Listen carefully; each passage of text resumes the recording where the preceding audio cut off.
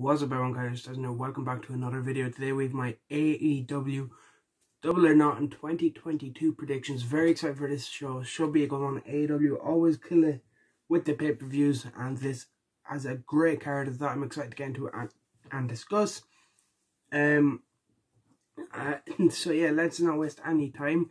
I am actually recording this Friday. It won't be going out till Sunday, the day of the show. So yeah, this will be out. I'm recording this a bit ahead of time, so if anything does happen on Rampage that leads to a match getting added to the card, I do apologize in advance. And also, on Rampage will be Chris Statlander versus Ruby Soho, with the winner getting that final spot in the Owen Hart women's side of the tournament, and they'll face off against Dr. Britt Baker. So I will have to try to predict that one as well. Alright, so I'm recording this on Saturday, just quickly adding it in. 2 matches were added on Rampage for Double or Nothing, so I'm just going to quickly give my predictions and edit it back into this video, even though the last clip I would have cut in the video I said I won't be giving my predictions, but I have a bit of time, so I'm just going to quickly go through it. I'm going to stop the waffle, get into the first match. Darby Allin, Kyle O'Reilly. Should be a good one. Very, very excited for this one now that it's added. Big fan of both these guys. In terms of this match came about on Rampage when Darby blamed Kyle for injuring Sting. He put the blame all on Kyle and said that if Kyle doesn't accept, Darby would interfere in Adam Cole and the Young Bucks matches at Double or Nothing. So that's how this match came about. And I'm going to go with Darby Allin to pick up the win and get a bit of revenge for Kyle O'Reilly injuring Sting. But should be a good matchup, that one between Darby and Kyle O'Reilly. Secondly, match that got added, America Top Team, Paige Van Zandt, Men of the Year, Ethan Page and Scorpio Sky versus Frankie Kazarian, Sammy Guevara and Tay Conti. I'm going to go with Paige, Ethan Page, Paige Van Zandt and Scorpio Sky to get the win in this one. Again, should be interesting matchup. I'm kind of looking forward to seeing how Paige Van Zandt performs in the ring. I've been looking forward to seeing her since she signed. I've been kind of excited, interested to see her in ring and see how she gets on in the ring. But so yeah, I'm kind of intrigued to see how Paige does, because I think she kind of, if she does well in ring, I think she could be something for AEW going forward and be a bit of a star in the women's division. But yeah, that's going to be it for this part. Let's get back into the original predictions. But yeah, let's not waste any time. Let's get into the card. We're starting off with the pre-show, and one of the matches I'm actually looking forward to the most, it is Hookhausen, the team of Hook and Danhausen, teaming up to take on Tony Nese and Smart Mark Sterling. Big fan of Hook. Danhausen's been good. This whole Hookhausen angle has been good. I like Smart Mark and Nese as well. I think putting Tony Nese with Mark Sterling was a good idea. I think they've been working well together in AEW. In terms of this matchup, I'm going for Hookhausen to get the win. Of course I am. As I mentioned, I love Hook. Hook is going to be a star if they continue to push him right. And yeah, this build up and the whole stuff with Danhausen been very entertaining, and I'm excited to see more from it. And I'm going to go with Hook, picking up the win there for Hookhausen. Moving into the show, we are going to start with the 2 Owen Hart tournament matches. We're going to start with the women's side of things, and as I said, the final hasn't officially been made. Of course, Chris Statlander and Ruby Soho faced off on Rampage. As I mentioned, I am recording this prior to Rampage, just because I won't have time to record it over the weekend, so I have to kind of do it now. But yeah, in terms of this, I think Ruby Rojo will get the win over Statlander. Statlander was a replacement to Shida, so I don't really see her going to full way. I'll be a bit surprised if Statlander to get the win over Ruby. So that brings us then on to Double or Nothing, which would be Ruby Soho versus Dr. Britt Baker, DMD. And I'm quite torn on this one. Ruby could pick up a win. It would be big for Ruby. She did come in, and I believe she lost to Britt for the belt when she came in. Britt, of course, had that big reign as champion. Does Britt really need to win the Own? I don't think so. Will Britt win the Own? I'm going to say no. I'm going to go with Ruby Soho. Coming into this, I was kind of thinking Britt Baker, but now that I'm thinking about it, I think I'm going to switch, and I think I'm going to go with Ruby Soho to get the win here over Dr. Britt Baker, DMD. I wouldn't be surprised if Britt did get the win as well. Big fan of both these women. But I don't know, I feel like there's more you could do with Ruby winning it. Britt doesn't really need it. She, of course, former women's champion. She just lost the belt not too long ago to Thunder Rosa. And yeah, I feel like a win here could do more for Ruby than it would for Britt. So just for that, I'm going to go with Ruby Soho to get the win. Then in the men's final of the Owen Hart Cup, we have the Samoan submission machine, Samoa Joe, the current Ring of Honor television champion, going up against Adam Cole, baby. This one I'm very, very torn on. Again, like the previous match, I can see both men winning this, just like I could have seen both Ruby and Britt winning. I can see both Joe and Cole winning. I'm going to go with Adam Cole, though, to get the win here over Samoa Joe. Of course, as I mentioned, Joe is the Ring of Honor television champion. Does he really need to win the Owen? Not really. Cole, just coming off his feud with Hangman, could probably use this as a bit of momentum then, kind of to continue on building off of that feud with Hangman. So I'm going to go with Cole. And of course, another factor in that is you have Red Dragon, who'll probably get involved as representing the Undisputed Elite. So, you know, you can have Joe fighting off Fish, fighting off O'Reilly, fighting off Cole. Of course, Joe, he's feuding with Jay Lethal, Satnam Singh and Sanjay Dutt as well, so you could have them get involved. So, yeah, I just feel like Cole will be able to stack the odds against Joe too much, where Joe won't be able to overcome it, and Adam Cole will win the Owen Hart Cup. Then, the House of Black, Malachi Black, Buddy Matthews, and Brody King team up to take on Death Triangle, Pac, Penta Oscuro, and Rey Fenix. This one, again, can go either way. Two fantastic trios. I'm going to go House of Black. I just really like... I like Death Triangle, but I also really like House of Black. And I feel like the House of Black kind of... I feel like the House of Black kind of would benefit more from than the Death Triangle. Death Triangle have been around a while. House of Black, I kind of... You know, they've done the stuff with Death Triangle really since coming in. You also have the like angle with Julia Hart, but that's all they've really done. They haven't really done anything to get to like a next level or anything. They've just kind of been there feuding with Death Triangle. Whereas I feel like Death Triangle, Pac, Penta and Phoenix are already well established in AEW, where, you know, they can go off and do a bit of single stuff here, then come back together and team with as Death Triangle. So I'm going to go House of Black here. I'm going to go with Malachi, Buddy and Brody to get the win over Death Triangle, just because I feel like a win there does a bit more for the Death Triangle than, or does more for the House of Black than it would for the Death Triangle. Hardy Boys versus the Young Bucks. Ooh, this is a tough one, of course. A lot of people would consider this a dream match. It's happened before in Ring of Honor. I remember they had an epic ladder match. I believe it was the night before the Hardy Boys returned at WrestleMania all those years ago. And I'm going to go with the Hardy Boys here again. Jeff Hardy just coming into AEW, his first pay-per-view appearance, I believe, for the company. So yeah, I feel like the Hardys will get the win over the Bucks in that one. Again, mainly just being because Jeff just recently came into the company. He's done some tags with Matt. They've done the stuff with Sting and Darby where they teamed with them. Then he was in the Owen Hart tournament where he was lost to Adam Cole. Of course, he beat Darby Allin in that in a great matchup. And yeah, Jeff Hardy is my favourite wrestler of all time, so it's going to be rare if I go against Jeff Hardy. I absolutely love Jeff Hardy, so yeah, I'm going to go with the Hardy Boys to be the Young Bucks in that one. Should be a good tag team matchup. Two fantastic teams, you know.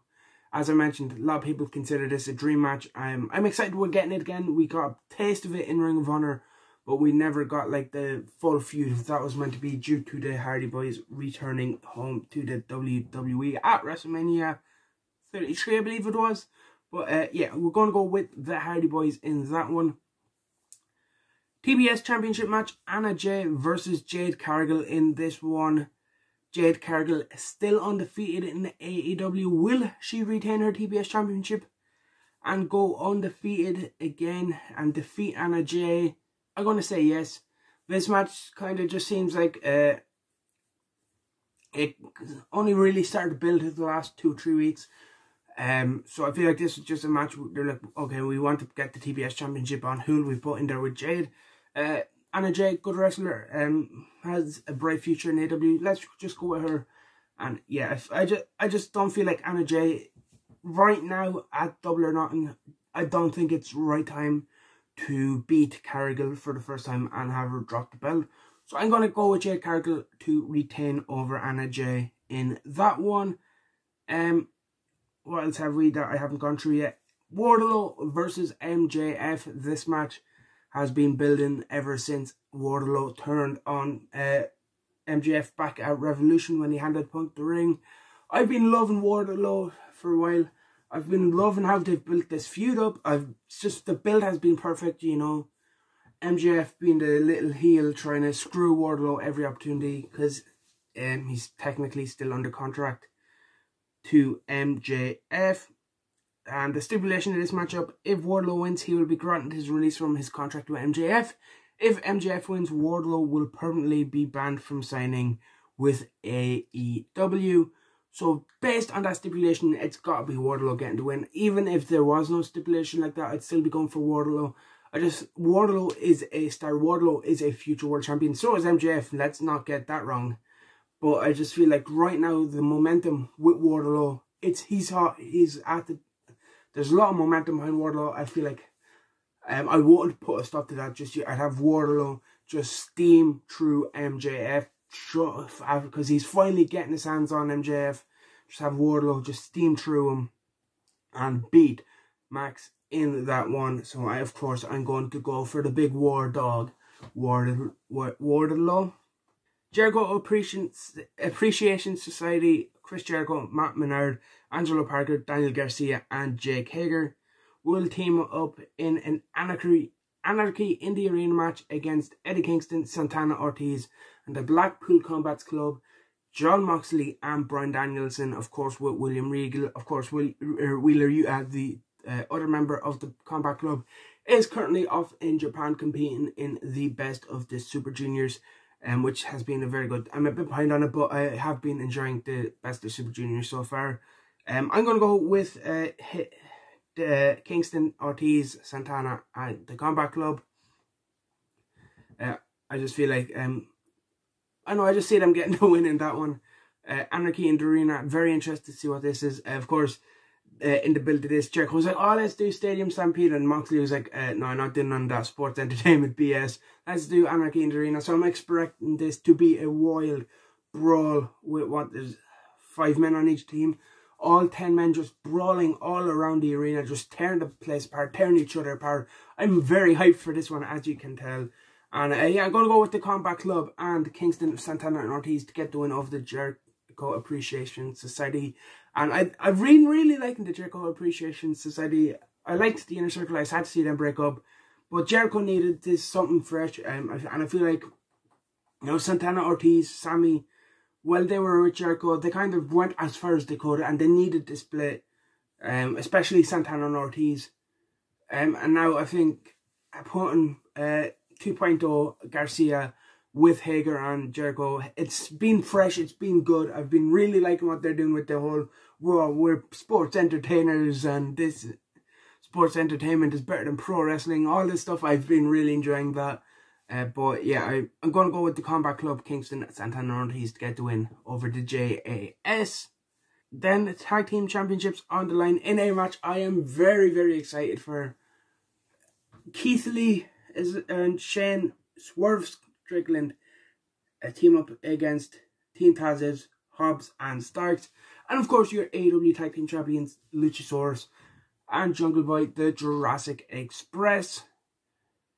I'm going to go with a title change in this one. I'm a big fan of all 3 teams. Love Jungle Boy, love Luchasaurus, but I feel like their reign, if they keep the belts here, where do you really go? And I feel like them dropping the belts is needed for the next step in what I think is to come next, which is Christian Cage turning on Jurassic Express and then potentially maybe All In, leading to Jungle Boy versus Christian Cage. See, I feel like they need to drop the belts in order to get that, and I feel like this is the right place for that. Then we go to probably two of my favourite teams in AEW right now, of course, FTR excluded. But Lee and Swerve, been loving them as a team. Starks and Hobbs are awesome as well. Do I go Team Taz? Do I go Lee and Swerve? That is the question. I'm very, very torn on this one. Oh, I don't know which way to go. And I'm going to go with Keith Lee and Swerve Strickland. And then you can have them feuding with Team Taz over the belts going into the summer. But yeah, I'm going to go with Swerve and Lee to pick up the belts. This one I'm on the fence about. I'm on the fence between Lee and Swerve and Team Taz. But I'm just going to slightly edge towards Swerve and Keith Lee in that one for this moment in time. Women's Championship then on the line, Thunder Rosa defending against Serena Deeb, and I'm going to go with Thunder Rosa to retain the belt again. Recently won it against